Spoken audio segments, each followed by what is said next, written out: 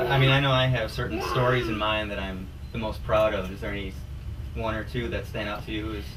You know, I think that the thing that I'm most proud of is sort of adding another candidate for Resurrection Mary to the whole thing. I mean, there were a few young women that people believe Chicago's most famous ghost, Resurrection Mary, had been in life.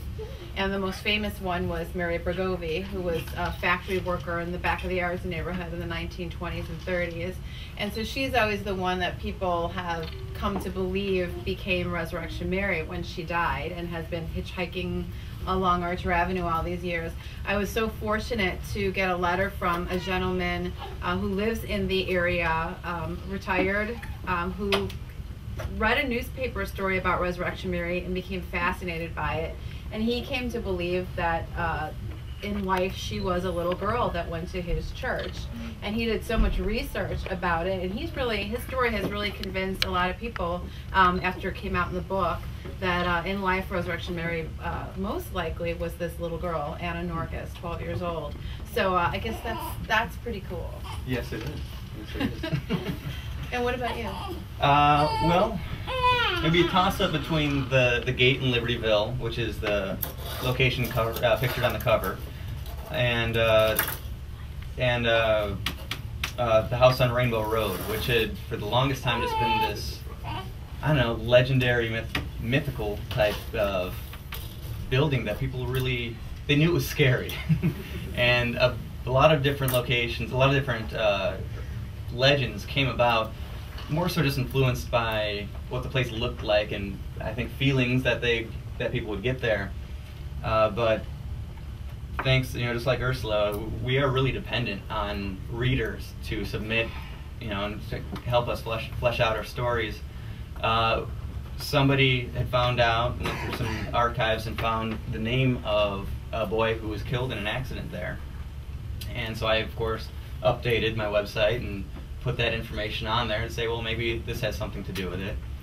And then about a year or two after that, I got another email by someone saying, hey, that was my brother who died.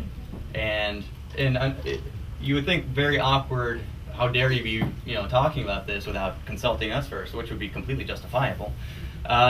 She was fascinated and wanted to help and try to get to the bottom of all the stories. So all the way down to her interviewing her dad, because she was very young when her brother died, her being able to interview her dad and get more information for me, and even sending over crime scene photos of the event. So that was very, a lot of color commentary on that. And also my cousin Jamie is here, and she was the first one that told me about a place called the Sunnybrook Asylum, which is Fox Lake, Ingleside area. And I wrote about it in the first book just from an urban legend, and this is a scary place we went, weird stuff happened, we can't find any information about it perspective. But it was still so interesting that I had to write about it. After that came out, I had a man named Tom Smith, who was a local historian for the Forest Preserve, come out and say, you're not finding any information because it's not the Sunnybrook Asylum. It was never the Sunnybrook Asylum, even though that's what the urban legends have come out calling it. It was the home of the Spirit Fruit Society, a commune from the early 1900s, late 1800s, and ended up being this way more fascinating place than the scary asylum, to actually have the information about what was going on there. So I think those two, the house on Rainbow Road and the Sunnybrook Asylum, were what I found the most interesting, and I'm very proud of in the book. I have to say, when I was working on this book, I really wanted to write, one of the things I wanted to write about was the house on Rainbow Road, included in this book. Yeah. And I went right to your website, because I knew you had done a lot of research on it, and I was so just completely, literally overwhelmed by all the information on your website. I just said, Chicago Haunts 4. Until that then, I couldn't even begin to, attempt to put it into, this little story in my book. So your website is amazing. Well, we're really dependent on a lot of people helping out, and that's why the website came to be, and I wanted to take it from being, for me, this all started as a documentary, which I got frustrated that I only had enough time to cover so many stories.